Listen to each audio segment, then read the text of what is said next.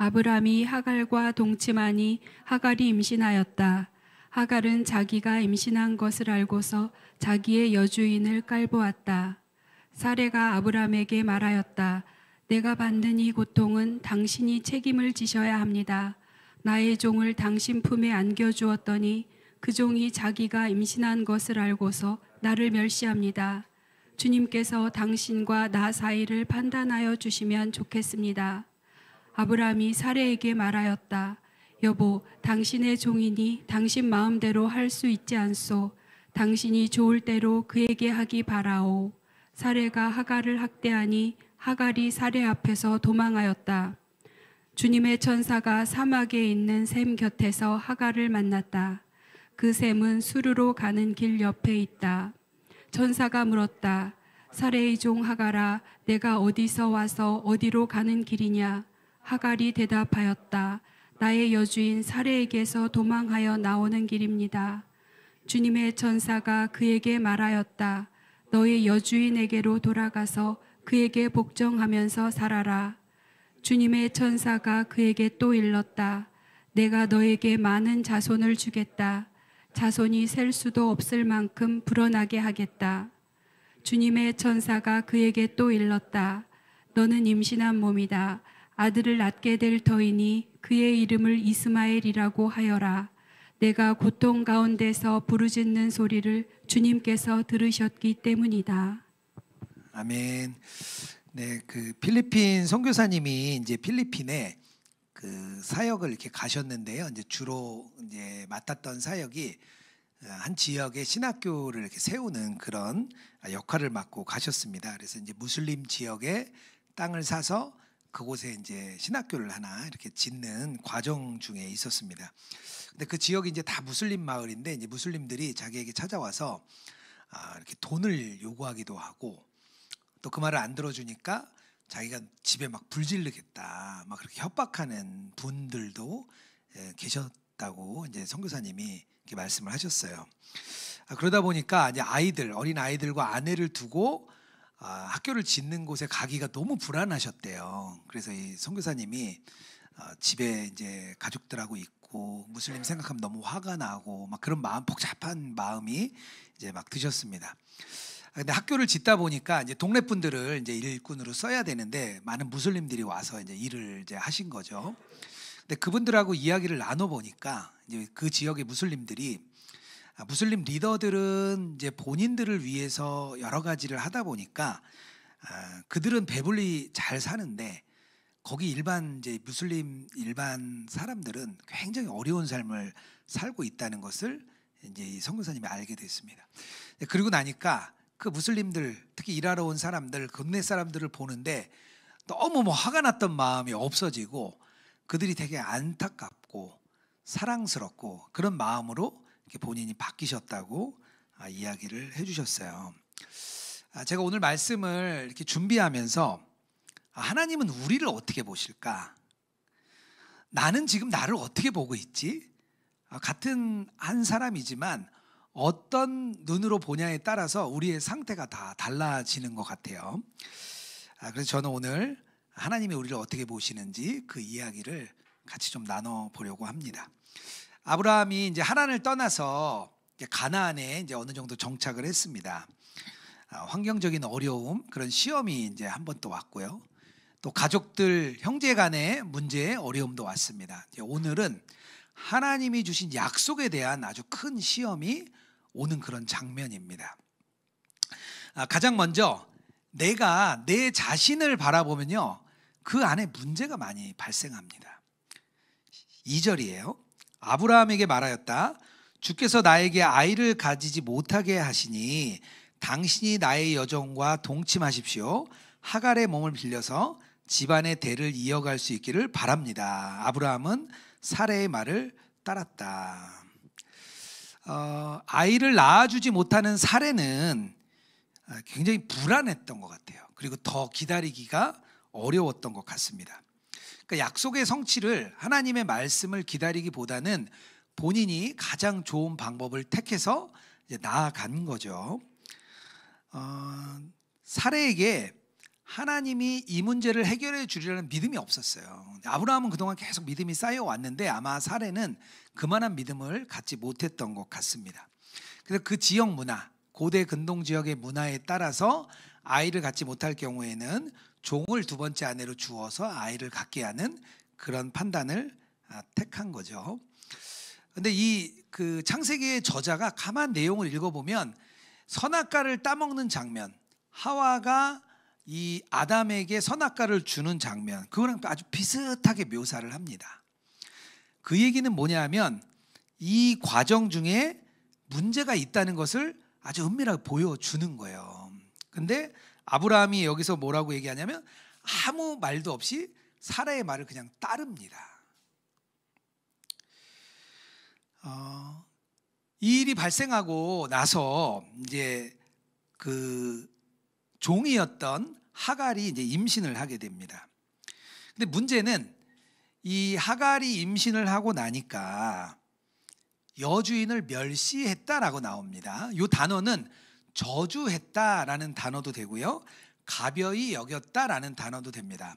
뭐 어쨌든 종의 입장에서 종은 종인데 아마 자기가 임신을 하고 그 자리에 앉다 보니까 자기가 주인처럼 행세를 했던 것 같아요. 그걸 보고 사라는 엄청난 고통을 당합니다. 죄의 문제가 계속해서 이제 나타나는 거죠. 그 과정에서 남편의 동의를 얻어서 또 하갈을 학대합니다. 고통을 견디지 못한 하갈은요 또 집을 도망하게 되고요. 그러니까 이 과정들을 한번 쭉 보면 이 아브람과 사레는 그때 당시에 가장 현명한 방법을 따랐습니다. 자기 자신이 가지고 있는 가장 좋은 방법을 따라간 거죠. 그러니까 나만 바라본 거예요. 나만. 우리가 마음이 그럴 때가 있습니다. 하나님은 이렇게 해주셔야 돼요. 하나님, 이 문제는요 하나님이 이렇게 해주셔야만 됩니다. 하나님, 절대 그 문제는 이렇게 하시면 안 됩니다. 그럼 우리가 하나님께 그렇게 기도하고 그런 마음을 갖습니다. 왜냐하면 우리가 스스로 현명하다고 판단하기 때문이에요. 나중에 사레는 이 잘못된 결과, 자기의 잘못된 헌신으로 인해 드러난 이 잘못된 결과도 아담에게 핑계를 댑니다. 아담 탓을 해요. 그리고 막 분노하죠. 모세가 이집트 왕자였을 때 이제 성인이 되고 나서 이제 그제서야 깨닫습니다. 내가 이 이집트로부터 이 이스라엘을 내가 해방시켜야 되겠다. 그렇게 마음을 먹었습니다. 그리고 지나가는 길에 보니까 마침 이집트 사람이 이스라엘 사람을 핍박하는 것을 딱 보게 돼요. 그래서 그 이집트 사람을 죽입니다. 그걸 본 이스라엘 백성들이 뭐라고 얘기하냐? 도대체 너를 우리의 재판관으로 누가 삼았냐? 그렇게 얘기를 하죠. 그리고 그 이야기가 왕에게, 이집트 왕에게까지 전달됩니다. 그리고 모세는 두려워서 미디안 땅으로 도망가죠. 왕이 막 죽이려고 쫓아오니까요. 모세가 왕자로 교육도 받았습니다. 그때 당시에 최고의 왕궁에서 최고의 교육을 받은 아주 현명한 사람이었습니다. 그리고 자기가 현명한 판단을 할 수 있다고 믿었어요. 그게 모세의 모습이에요. 근데 결론은 어떻게 됐죠? 비참한 상태로 떨어지는 거예요. 내가 나를 바라보고 내가 나를 믿고 그냥 계속해서 가다 보면 그 결과는 어떻게 되느냐? 우리가 비참한 상태로 처하게 됩니다. 죄가요, 죄를 낳아요. 인간의 가장 현명한 방법으로 해보면요, 그것도 죄가 죄를 낳고 학대하고 고통받고 고통 주고 도망하고 이런 일들이 계속 나타나고 있습니다. 그게 사실은 우리의 모습이에요.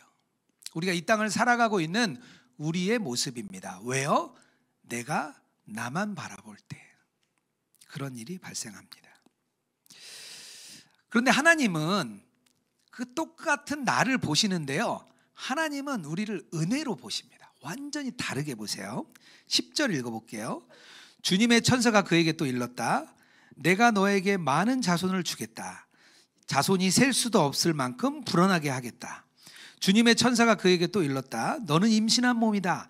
아들을 낳게 될 터이니 그의 이름을 이스마엘이라고 하여라. 내가 고통 가운데서 부르짖는 소리를 주님께서 들으셨기 때문이다. 우리가 고통 중에 부르짖을 때 하나님이 이렇게 찾아오십니다.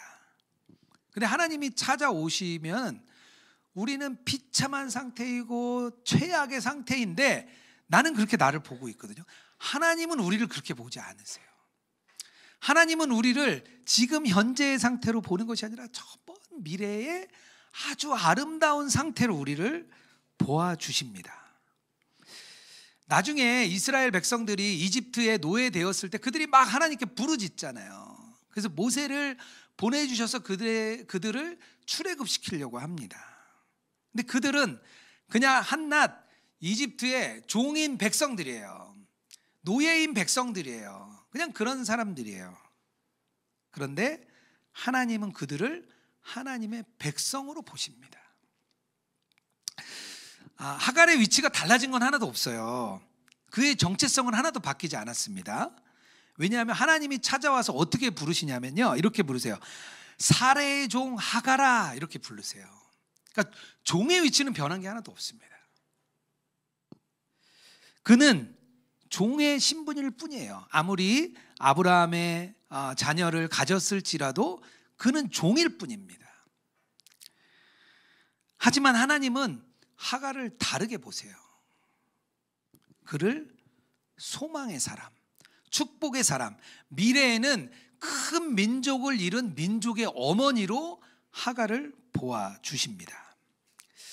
이 성경에 하갈아라고 이제 하나님의 천사가 부르잖아요. 이 장면이 여인으로는 첫 번째라는 거예요. 하나님이 여인의 이름을 불러준 첫 번째 사람.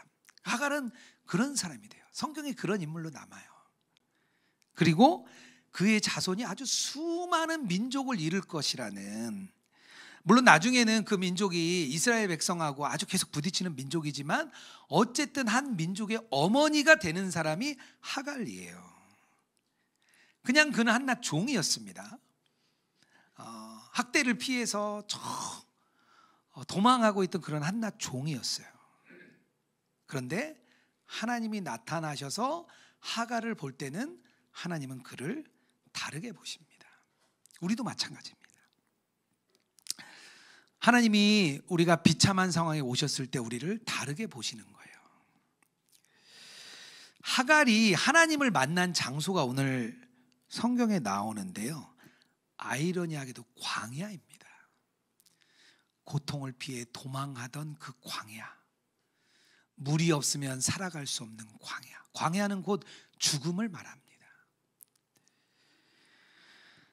하갈이 높은 자리에 올라서 가장 좋은 위치에 있을 때, 아브라함의 자녀를 낳고 종의 신분에서 뭔가 이제는 대우받는 신분의 자리에 있을 때 하나님이 나타나신 게 아니고요, 가장 낮아진 자리, 가장 비천한 자리, 가장 고통의 자리,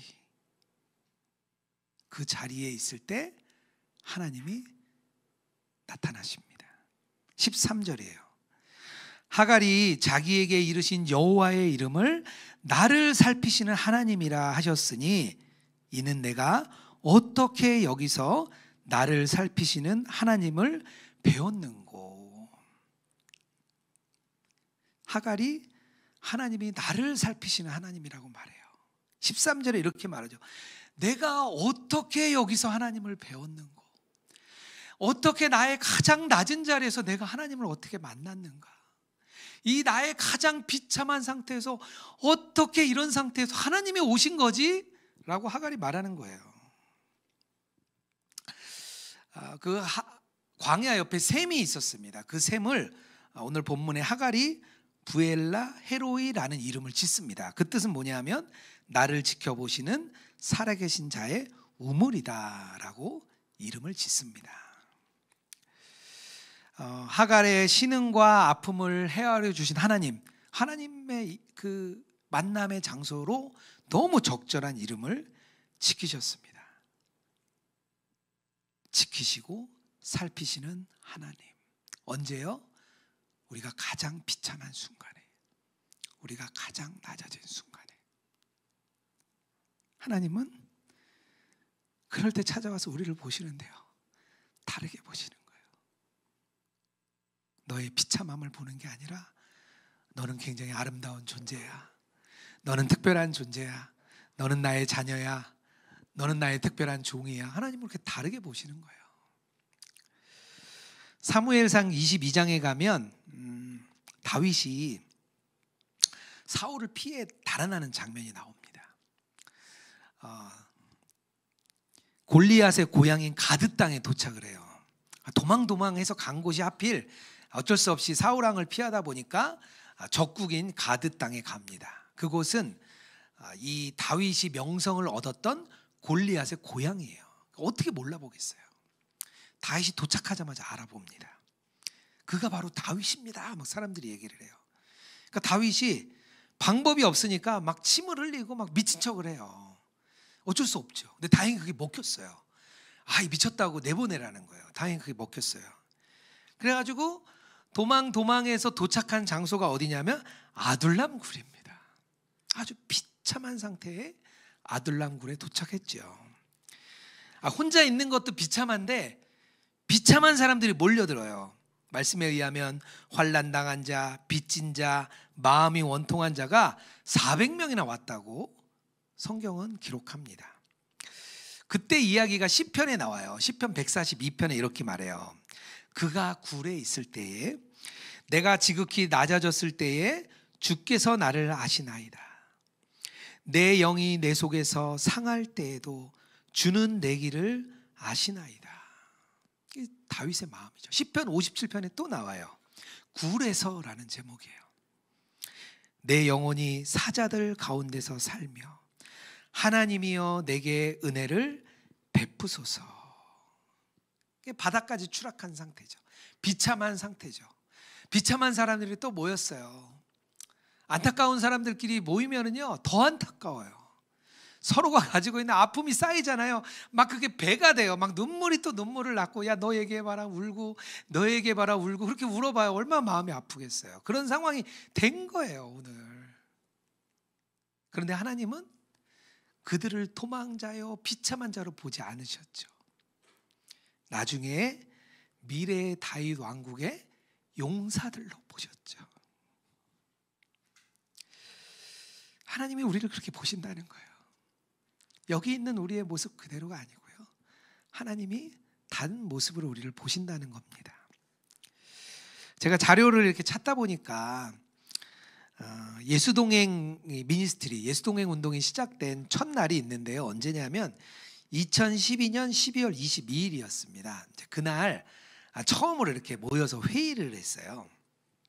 유기성 목사님, 박리과 사모님 오시고, 장로님도 한 분 오시고, 또 일기를 잘 쓰시는 성도님들도 몇 분 모여서 한 11명 정도가 이렇게 모였습니다.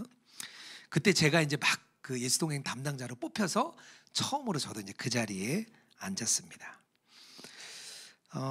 그때 상황을 제가 이렇게 막 보니까 선한목자 교회 안에 동행일기를 쓰는 그룹이 한 200명에서 한 300명 그 정도 있는 그런 시기였습니다. 교회도 다 일기를 쓰지 않을 때인데 이제 외부에서 요청들이 계속 오니까 우리가 이 일을 어떻게 도울까라는 그런 이야기가 계속 됐습니다. 분위기는 굉장히 무거웠고요, 아주 진지했습니다. 그 유기성 목사님의 첫 마디는 이게 과연 맞는 길인가? 우리 한번 기도해 봅시다가 첫 번째 이야기였어요. 저는 이제 막 교회에 취직했습니다. 직장을 내려놓고 이제 막 교회에 들어와서 그 자리에 앉았죠. 회의 내용이요, 회사라면 이해할 수 없는 아주 뜬구름 잡는 이야기만 계속 나왔어요. 아주 막연한 이야기들만 막 계속 나왔어요. 근데 제가 그때는 잘 못 봤는데 제가 이번에 보다 보니까 어떤 얘기가 있었냐면 인터넷 교회라는 이야기를 유기성 목사님 그때 하셨어요. 그래서 인터넷 교회가 형성되면 좋겠는데, 그때 영성일기죠. 이 영성일기를 쓰는 그룹들이 모인 교회가 있으면 좋겠다, 그런 이야기를 그때 하셨어요. 제가 이번에 알았습니다. 그 내용을 보다가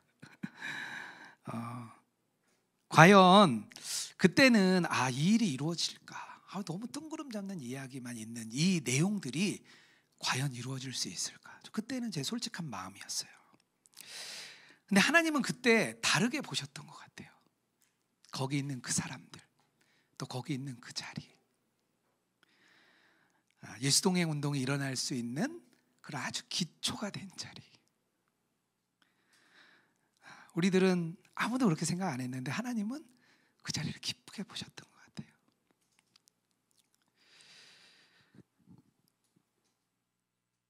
여러분들의 삶의 상황은 어떻습니까?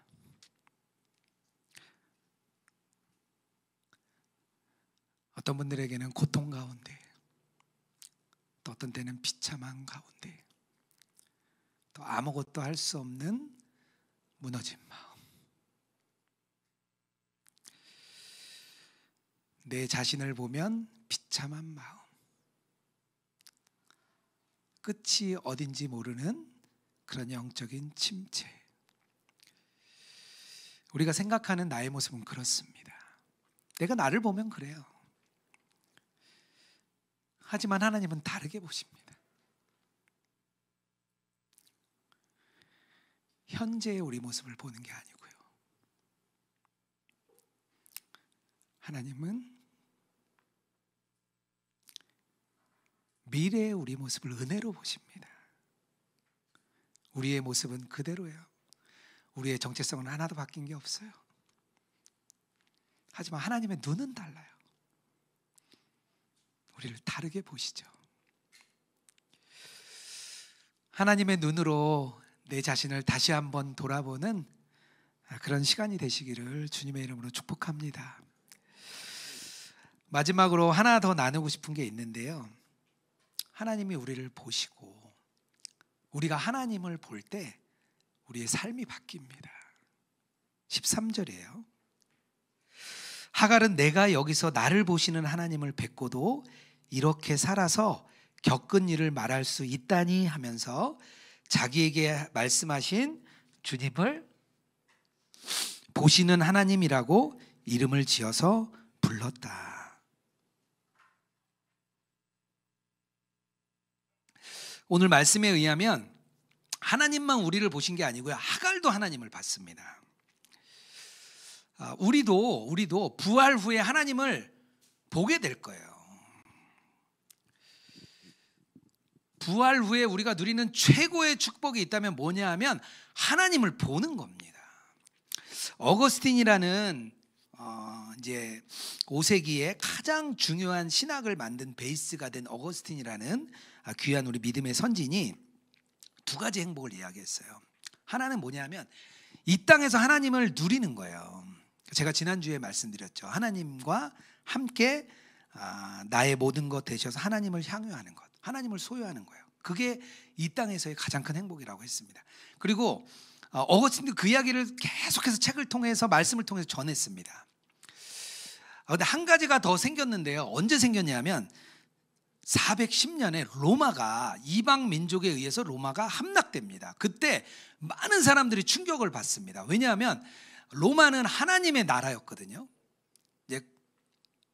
하나님의 나라가 되기로 기독교 국가로 선포된 뒤에 410년이 됐을 때는 로마가 곧 하나님의 나라였습니다. 근데 그 나라가 이방 민족에 의해서 이렇게 함락을 당한 거예요. 많은 그리스도인들이 충격을 받았어요.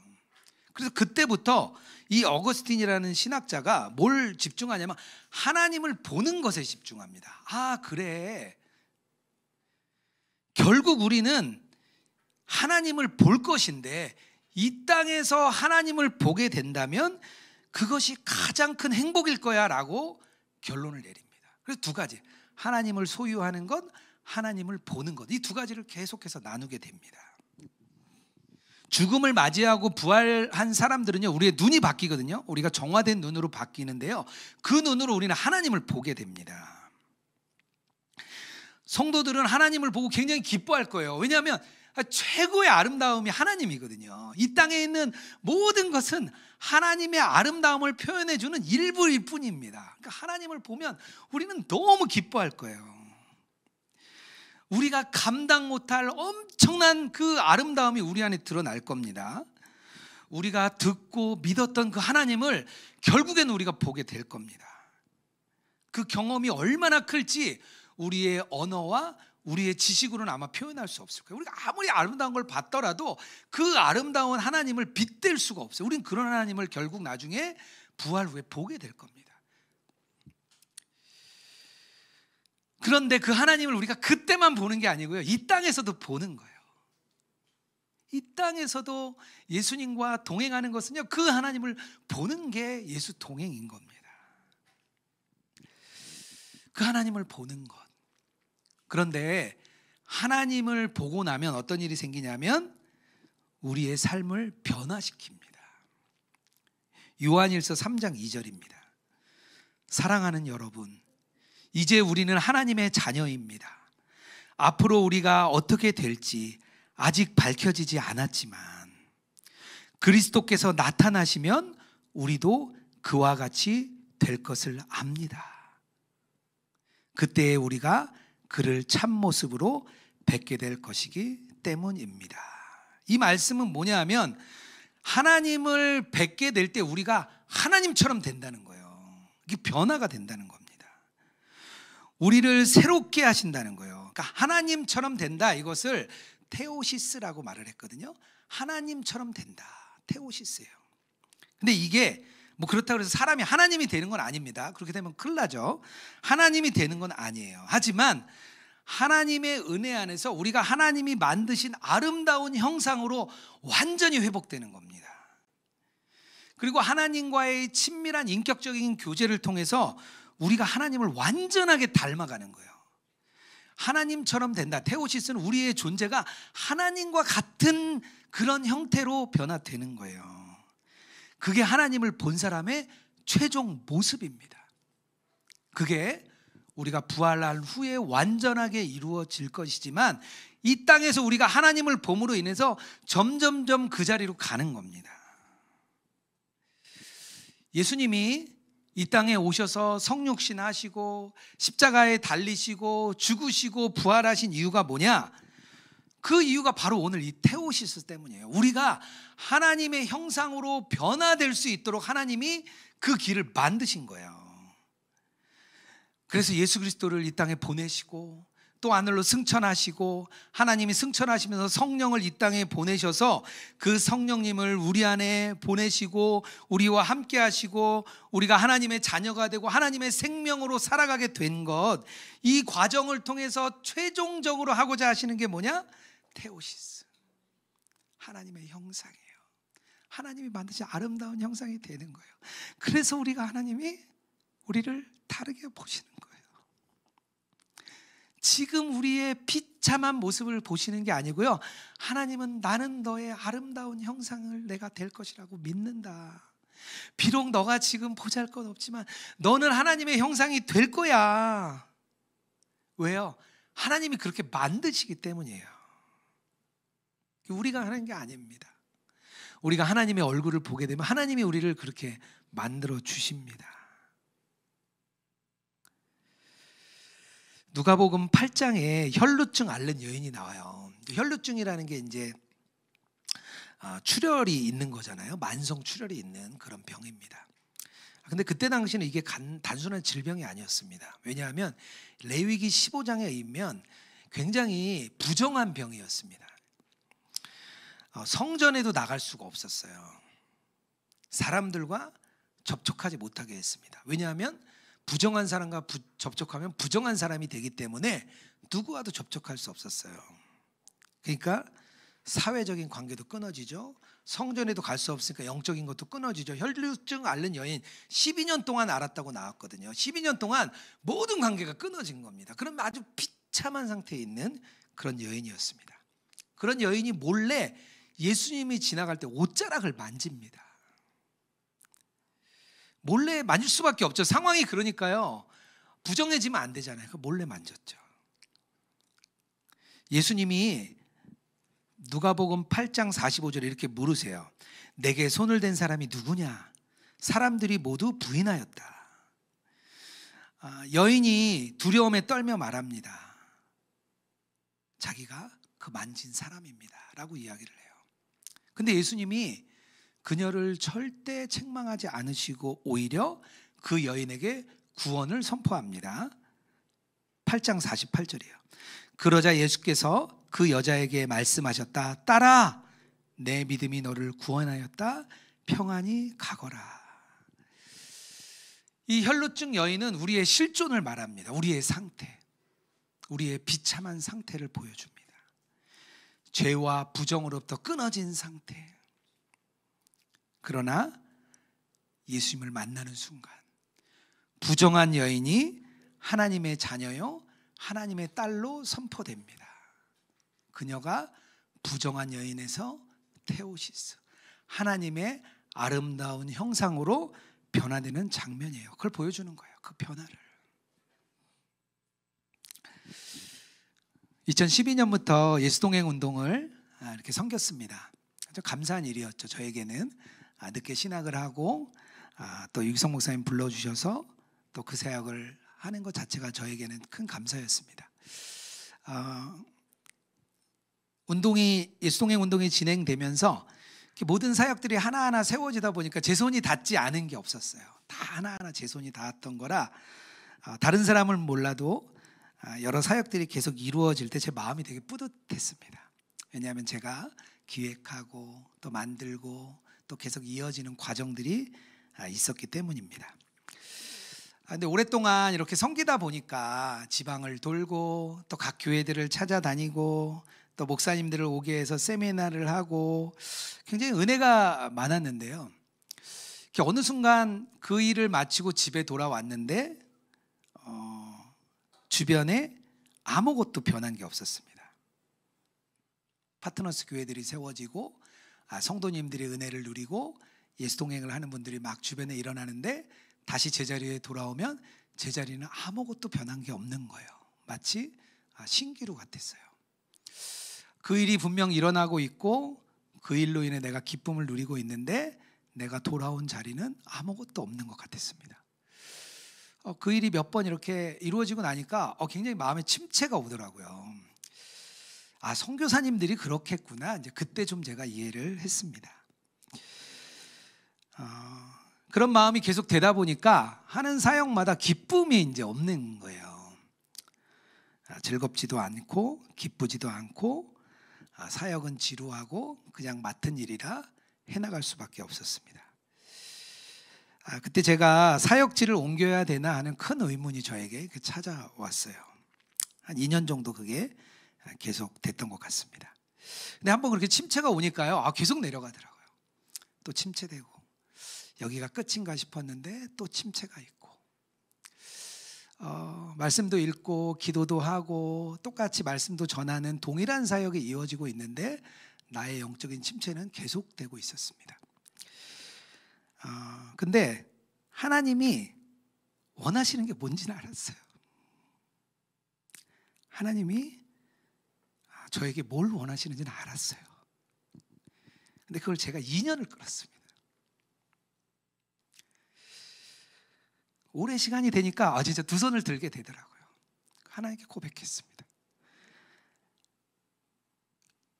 하나님, 제가 이 예수동행 사역을 죽을 때까지 섬기겠습니다.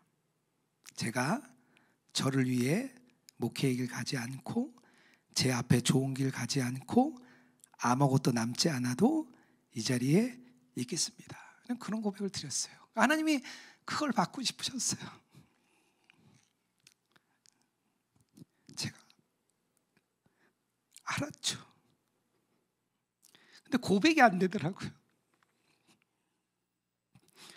왠지 그 고백을 드리면 제 목회가 잘 안 될 것 같은 거예요.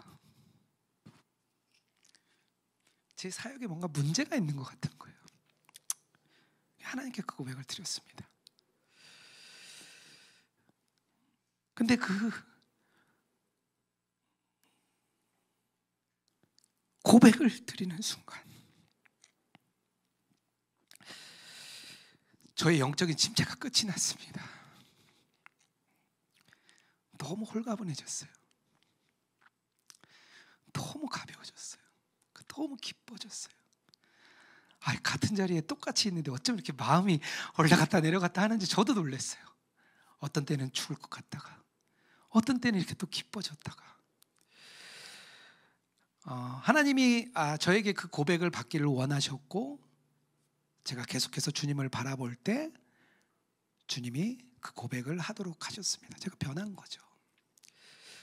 그 위에 뭐 온라인 교회도 개척하고 지금도 뭐 평신도 운동도 섬기고 있습니다. 근데 제 마음은 바뀐 게 없어졌어요.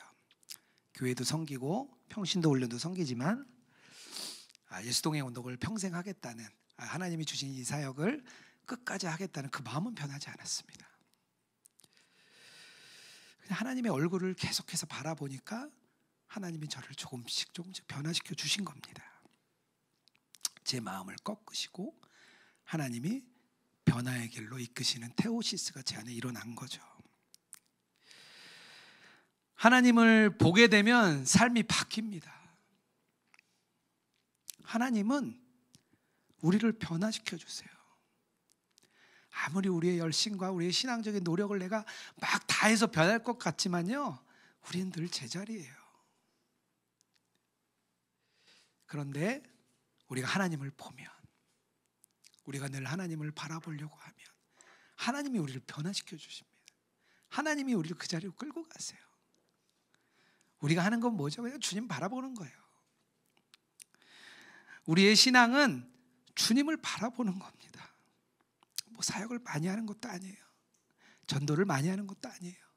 그냥 주님을 바라보면 주님이 변화시켜 주시고, 주변 사람들은 그걸 보고 너는 왜 다르니? 라고 물어보는 거예요. 그게 신앙 생활입니다. 하나님을 바라보는 눈이 활짝 열리는 우리 로그인처치 모든 성도님들 되기를 주님의 이름으로 축복합니다. 우리 같이 좀 찬양했으면 좋겠는데요, 나의 하나님이라는 찬양입니다. 나의 사랑 너는 어여쁘고 참 귀하다라는 찬양인데요, 우리 그 찬양 우리 하나님께 올려드리고 우리의 예물도 올려드리겠습니다.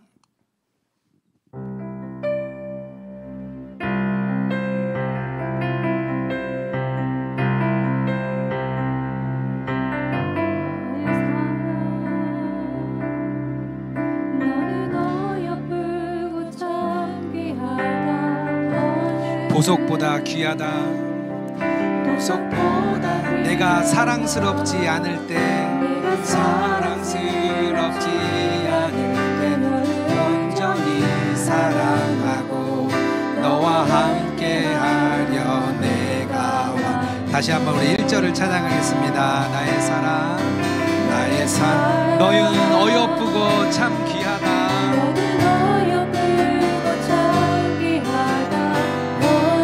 보석보다 귀하다, 내가 사랑스럽지 않을 때도 온전히 사랑하고 너와 함께하려 내가 와. 주의 사랑,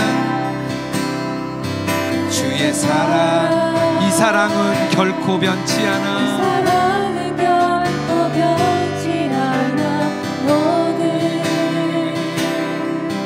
계절 돌보시네. 푸른 마르고 꽃은 시드나 주의 말씀은 신실, 실수가 없으신 주만 바라라. 주님의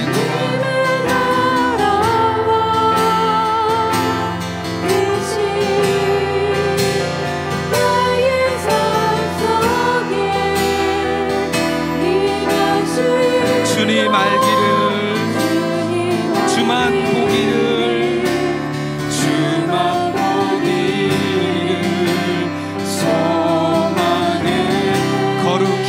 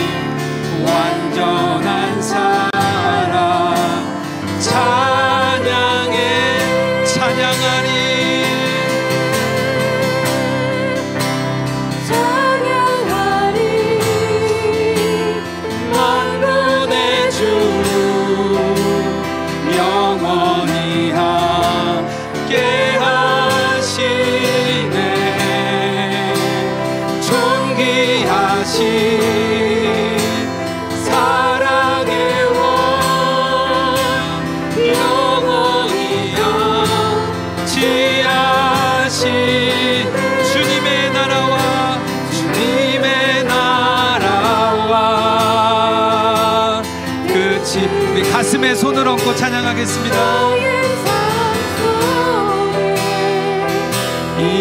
임하시며 주님 알기를 주만 보기를 소망해 거룩히 살아가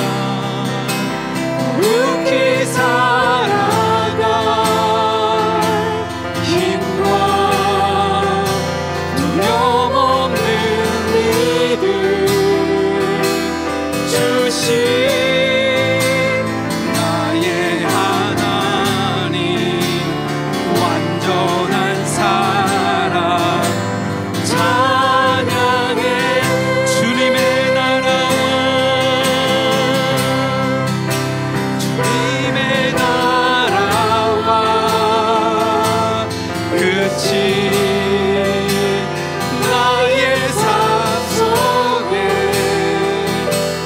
임하시며 주님 알기를 주만 보기를 소망해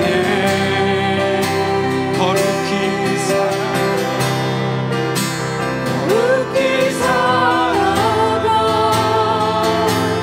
힘과 두려움 없는 믿음 주신 나의 하나님 완전한 사랑 찬양해.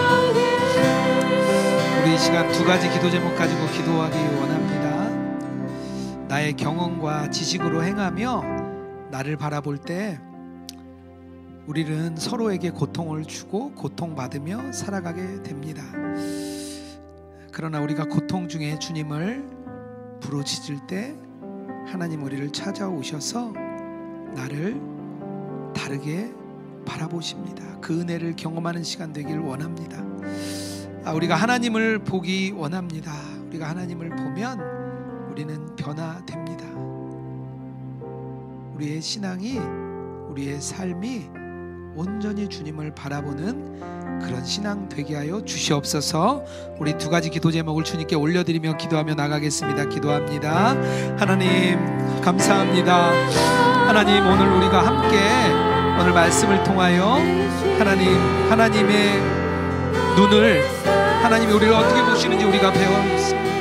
하나님 내가 나를 볼 때는 부족한 존재고 내가 나를 볼 때는 비참함 내가 나를 볼 때는 하나님 아무것도 알 수 없는 그런 자입니다. 하나님 우리는 그런 고통 가운데 있습니다. 하나님 우리는 그런 비참한 가운데 있습니다. 하나님 우리는 아무것도 알 수 없는 상태에 있습니다. 하나님 내가 나를 볼 때는 절망뿐입니다. 하지만 하나님은 우리를 그렇게 보지 않으시고 우리를 아름다움으로 보시는 줄 믿습니다. 너는 나의 자녀라. 너는 나의 아들이라. 너는 나의 딸이라. 너는 나의 백성이라. 하나님은 우리의 연약한 모습, 약한 모습, 비참한 모습을 보는 것이 아니라 우리의 먼 미래, 하나님이 우리를 만들어갈 그 아름다운 미래의 모습으로 우리를 보시는 줄 믿습니다. 하나님 그 눈이 열리길 원합니다. 하나님 그 하나님을 우리가 보기 원합니다. 하나님을 우리가 바라볼 때에 하나님 우리의 삶이 변화될 줄 믿습니다. 하나님 우리의 삶이 하나님을 바라보는 삶 되기 원합니다. 하나님 우리를 완전한 존재예요. 하나님의 완전하게 아름답게 만드신 존재예요. 너는 나의 형상이요 너는 나의 신부요 너는 나의 아름다운 자녀라. 하나님이 우리를 그렇게 변화시켜 주실 줄 믿습니다. 하나님 우리가 하나님을 바라보며 나아가기 원합니다. 하나님 우리가 일상 가운데 주님을 보기 원합니다. 나의 삶 속에서 주님을 보기 원합니다. 나의 직장에서 주님을 보기 원합니다. 나의 가정에서 주님을 보기 원합니다. 나의 부모님과의 관계에서 주님을 보기 원합니다. 나의 자녀와의 관계에서 주님을 보기 원합니다. 사람과 사람의 관계에서 주님을 보기 원합니다. 하나님 우리 눈이 그렇게 열릴 줄 믿습니다. 하나님 우리 눈이 열릴 때 테오시스 하나님의 아름다운 형상으로 하나님 우리가 변화되게 하여 주시옵소서. 하나님 우리가 그런 아름다운 삶으로 나아가게 하여 주시옵소서. 하나님 우리가 그 삶으로 온전히 걸어가는 저희들 한 명 한 명 되게 하여 주시옵소서. 하나님 우리 누구의 로그인처치 성도님들 한 분 한 분을 축복하시고 하나님 그 어려움을 주님 살피시고 하나님 영적인 침체에 있다면 일으켜 주어주시고 무너진 가운데 있으면 다시 일어나게 하시며 고통 가운데 있으면 해방시켜 주시고 하나님의 놀라운 은혜의 손길이 하나님의 로그인처치 성도님들 한 명 한 명의 삶과 가정과 하나님 그의 직장과 하나님 그의 관계 가운데 주여 역사하여 주시옵소서. 하나님을 바라보는 역사가 일어나게 하시고 하나님의 놀라운 은혜의 역사가 하나님 오늘 예배하는 우리 귀한 성도님들 자리자리마다 온전히 일어나게 하여 주시옵소서.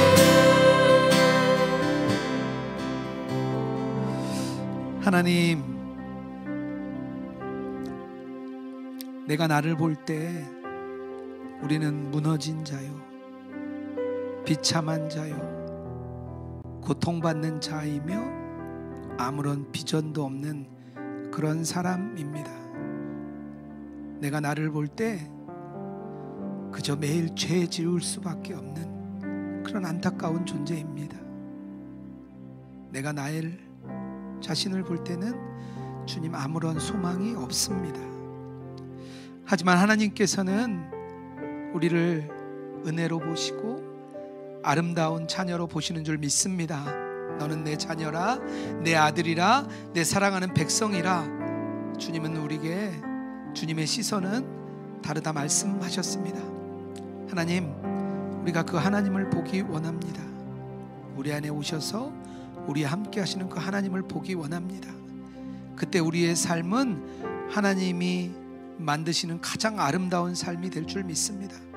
우리 로그인처치 한 명 한 명 성도님들마다 주여 역사하여 주시옵소서. 하나님이 계획하신 아름다운 형상으로 변화시켜 주시옵소서. 하나님, 우리가 그런 존재로 세상 가운데 나아가 살아가기 원합니다. 하나님의 형상으로 우리의 가정 가운데, 우리의 직장 가운데, 우리의 삶의 현장 가운데 우뚝 서 있는 저희들 되게 하여 주시옵소서. 그곳에서 아름다운 하나님의 모습을 대신 보여주는 아름다운 삶이 우리 로그인처치 성도님들 한 분 한 분 안에 이루어지게 하여 주시옵소서. 하나님, 오늘 저희가 예물 들고 왔습니다.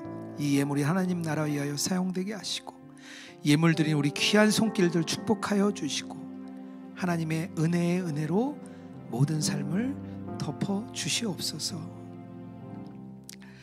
이제는 우리 주 예수 그리스도의 은혜와 하나님 아버지의 사랑과 성령의 교통하시고 동행하심이 하나님을 바라보며 아름다운 형상으로 변화되어 갈 것을 신뢰하는 우리 로그인처치 모든 성도들과 온라인상의 주의 백성 위에 이제로부터 영원토록 함께 하시기를 축원하옵나이다. 아멘.